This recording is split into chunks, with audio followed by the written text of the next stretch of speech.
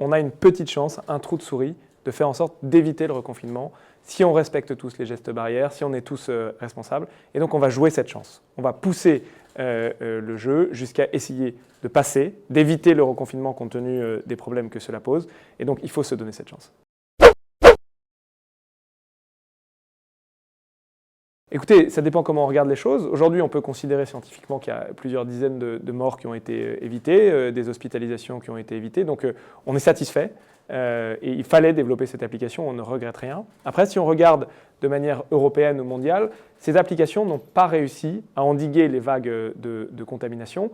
Et donc, on doit continuer à travailler sur l'adoption de ces applications, sur la technologie, pour réussir à les améliorer. Mais en tout cas, on a déjà sauvé des vies, ce qui est déjà assez satisfaisant.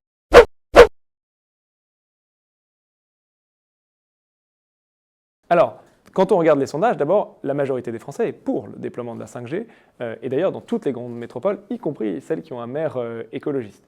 Ce qui est sûr, c'est qu'il faut répondre aux inquiétudes, d'abord expliquer pourquoi la 5G c'est utile parce que c'est indispensable écologiquement et économiquement. On sait qu'on est dans une crise économique, donc on ne peut pas se priver de ce genre d'atout, c'est indispensable pour le consommateur.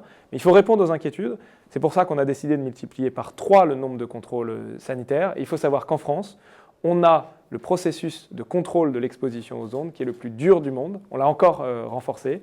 Et pour l'instant, tout est sous contrôle pour faire en sorte qu'on puisse déployer cette technologie sans risque sanitaire pour les Français.